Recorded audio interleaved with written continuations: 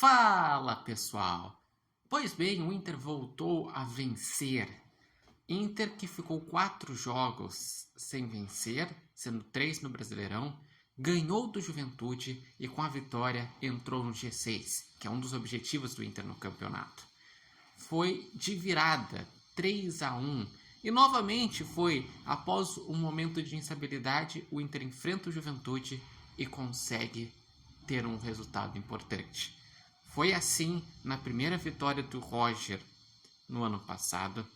Também foi assim no início desse ano, quando o Inter tinha perdido os últimos 3 jogos da temporada passada e empatado no primeiro jogo, no segundo jogo enfrentou o Juventude e venceu. E foi assim depois de uma sequência de 4 jogos sem vencer, que começou com um empate contra o Fortaleza, uma derrota contra o Palmeiras, um empate no Grenal, tudo isso no Brasileirão e um empate na Libertadores com o Nacional.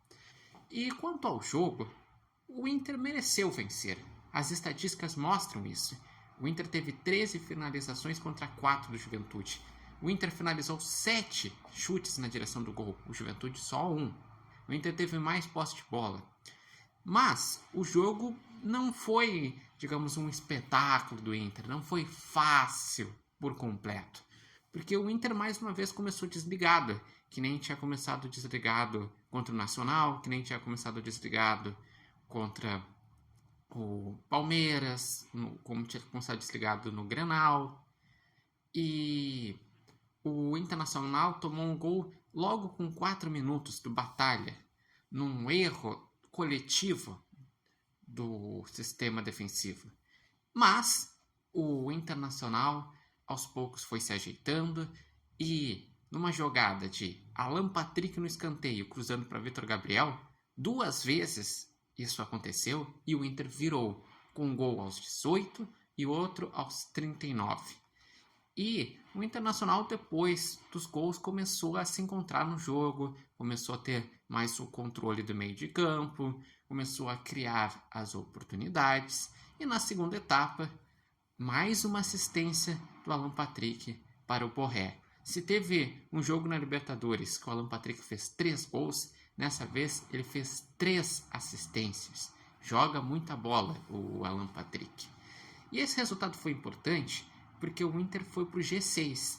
O Inter é o 6º com 9 pontos. Está a 1 ponto do G4, que é o segundo objetivo do Inter, que é se classificar de forma direta para a Libertadores. E está a 5 pontos do líder. Já um objetivo um pouco mais difícil.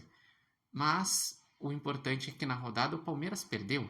Com isso diminuiu a possibilidade que poderia ser de 7 pontos de diferença para 5 pontos de diferença. E o Internacional teve o Ronaldo, que jogou no meio de campo desde o início e foi bem. Trouxe uma consistência defensiva, liberando Alan Patrick e Bruno Henrique. Claro, o Inter sentiu a ausência do Fernando, que é um jogador que é essencial na temporada, mas trouxe essa característica que eu já vinha alertando, que o Inter precisava melhorar na marcação, porque o Inter vinha perdendo em intensidade e vinha perdendo duelos no meio de campo. O Colorado, ele também conseguiu construir com os pontas. O Tabata fez uma partida ok, melhor do que tinha feito o Gabriel Carvalho contra o Nacional. E o Vitinho também entrou bem, que o Vitinho ele entra melhor do que quando ele começa a partida. E o Internacional, com esse resultado, consegue um pouco de respiro e vai enfrentar na terça-feira a sua estreia na Copa do Brasil, o jogo de ida da terceira fase, que é em casa contra o Maracanã, que é um time do Ceará que é da Série D. O Inter deve preservar jogadores devido a essa sequência maluca que tem no futebol brasileiro, mas pensa sim em construir uma vantagem para depois no jogo de volta conseguir administrar no meio dessa sequência. Porque lembrando, depois desse jogo contra o Maracanã, o Inter joga 4 jogos fora de casa. No Brasileirão, contra Corinthians e Botafogo. Na Libertadores, contra Atlético Nacional e Nacional. Mas então, o que acharam dessa partida? Quem foram os destaques? Quais evoluções o Inter apresentou? Deixem aqui nos comentários. Lembrando que esse vídeo tem oferecimento de Barbearia Independência e vocês podem acompanhar o repórter Matheus Wolff no TikTok, no Instagram e no canal do YouTube Repórter Matheus Wolff.